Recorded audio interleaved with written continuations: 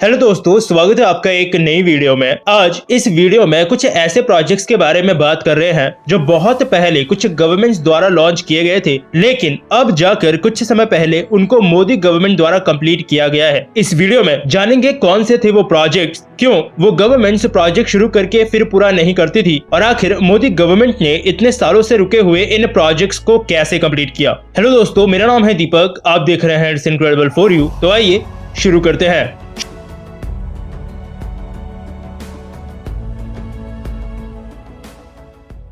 शुरुआत करते हैं नॉर्थ ईस्ट से, जहां पर पहला प्रोजेक्ट है सिक्किम का पक्योंग एयरपोर्ट। सिक्किम में मौजूद ये एक ग्रीन फील्ड एयरपोर्ट है और लगभग 201 एकड़ में बना है। समुद्र तल से इसकी ऊंचाई है लगभग 4646 फीट, जो इसको भारत के सबसे ऊंचाई पर स्थित 5 एयरपोर्ट्स में से एक बनाता है। लेकिन एक चीज आपको जानकर हैरानी होगी कि इतना बड़ा नॉर्थ ईस्ट होने के बावजूद ये हमारे नॉर्थ ईस्ट का पहला ग्रीन फील्ड एयरपोर्ट था। ग्रीन फील्ड एयरपोर्ट या कोई भी ग्रीन फील्ड प्रोजेक्ट वो होता है जो बिल्कुल शुरुआत से तैयार किया जाता है, बिल्कुल स्क्रैच से। 24 सितंबर 2018 को प्रधानमंत्री नरेंद्र मोदी द्वारा इस एयरपोर्ट को इनॉग्रेट किया गया था और अक्टूबर 2018 से इस एयरपोर्ट से कमर्शियल फ्लाइट्स भी शुरू हो गई थी। लेकिन ये प्रोजेक्ट कितना पुराना था? लगभग 10 साल पुराना। अक्टूबर 2008 में इकोनॉमिक अफेयर्स की कैबिनेट कमेटी द्वारा इस एयरपोर्ट को बनाने के प्रपोजल को अप्रूव किया गया था और एक ग्रुप को इस एयरपोर्ट के रनवे, टैक्सीवे, ड्रेनेज सिस्टम और इलेक्ट्रिकल इन सब के वर्क को 2009 तक कंप्लीट करने का कॉन्ट्रैक्ट दे दिया गया था और प्रोजेक्ट का फाउंडेशन स्टोन भी उसी समय रख दिया गया था और 2012 तक प्रोजेक्ट ने पूरी तरह तैयार हो जाना था। लेकिन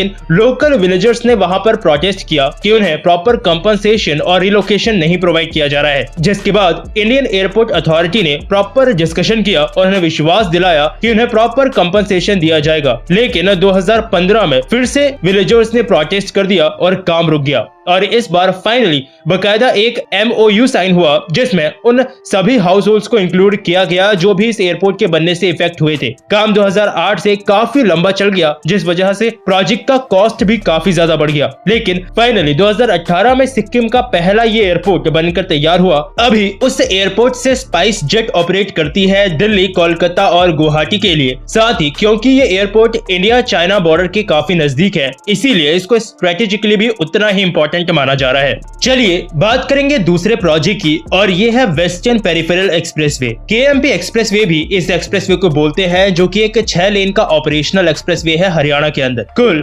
135.6 किलोमीटर लंबा है ये एक्सप्रेसवे। ईस्टर्न पेरिफेरल एक्सप्रेसवे के साथ इस एक्सप्रेसवे का मेन काम ये है कि ये 50,000 से ज्यादा गाड़ियों को जिन्हें दिल्ली से होते हुए अपने डेस्टिनेशन तक जाना पड़ता था, उन्हें दिल्ली के बाहर से ही अपनी डेस्टिनेशन तक डाइवर्ट कर देता है, क्योंकि दिल्ली के अंदर ट्रैफिक यानी गाड़ियों से भी बहुत ज्यादा पोल्यूशन होता है, जिसे रोकने और कम करने के लिए उन गाड़ियों को दिल्ली के अंदर अलाउ नहीं करना एक अच्छा डिसीजन है, जिन्हें दिल्ली के अंदर आना नहीं था लेकिन अपनी डेस्टिनेशन तक जाने के लिए दिल्ली के अंदर आना पड़ता था। ये दोनों एक्सप्रेसवे मिलकर दिल्ली के बाहर एक काफी बड़ी रिंग रोड बना देते हैं। लेकिन ये प्रोजेक्ट है एक्चुअली काफी पुराना। साल 2003 में इस वेस्टर्न पेरिफेरल एक्सप्रेसवे को ईस्टर्न पेरिफेरल एक्सप्रेसवे के साथ प्रपोज किया गया था और क्योंकि इस प्रोजेक्ट से दिल्ली को भी काफी फायदा होना था, इसीलिए दिल्ली ने उस समय प्रोजेक्ट के लैंड एक्विजिशन का भी कुछ कॉस्ट देने की बात कही थी। साल 2006 में हरियाणा गवर्नमेंट ने इस पे काम शुरू किया और इसका कॉन्ट्रैक्ट KMP एक्सप्रेसवेज लिमिटेड को दे दिया गया।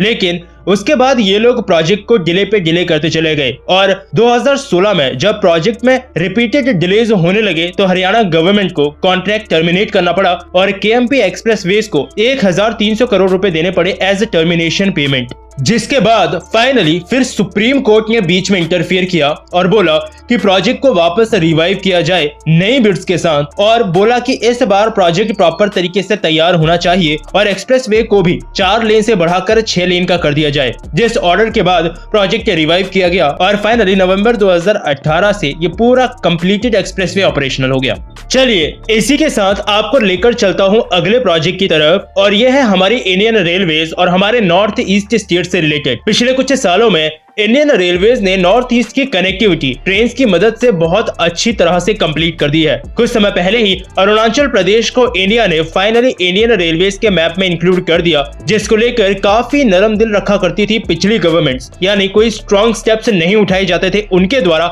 इन बॉर्डर एरियाज में, फिर चाहे वो चीन की ही बात हो या फिर पाकिस्तान के बॉर्डर से रिलेटेड बात हो। नॉर्थ ईस्ट इंडिया के सारे स्टेट्स की कैपिटल्स को इंडियन रेलवेज से डायरेक्ट कनेक्टिविटी देने के साथ गेज कन्वर्जन का काम भी इंडियन रेलवेज द्वारा नॉर्थ ईस्ट में काफी तेजी से किया जा रहा है। और इसी से रिलेटेड एक शॉर्ट वीडियो जो कि एक प्रोजेक्ट अपडेट वीडियो भी थी, वो भी मैंने कुछ समय पहले चैनल पे डाली थी। नॉर्थ ईस्ट स्टेट्स के कैपिटल्स को डायरेक्टली कनेक्ट करने का मेन पर्पस भी मोदी गवर्नमेंट का ही था, क्योंकि किसी भी गवर्नमेंट ने पास्ट में नॉर्थ ईस्ट तक कनेक्टिविटी को स्ट्रॉन्ग करने के लिए कोई बहुत ज्यादा इंटरेस्ट नहीं दिखाया था। और नॉर्थ ईस्ट के साथ ही एक और प्रोजेक्ट था नॉर्थ इंडिया में, जम्मू बारामूला रेल लाइन। पहले कुछ वीडियोस में मैंने काफी डिटेल में इस प्रोजेक्ट को कवर किया है, तो पूरा प्रोजेक्ट तो कवर करना इस वीडियो में बनता नहीं है, लेकिन ये भी बहुत ही पुराना प्रोजेक्ट था और 2002 के बाद थोड़ा सीरियसली इस प्रोजेक्ट में काम होना शुरू हुआ था। और इंडियन रेलवेज का भी ये हिस्ट्री में सबसे टफ प्रोजेक्ट्स में से एक रहा होगा, जो कि इसी साल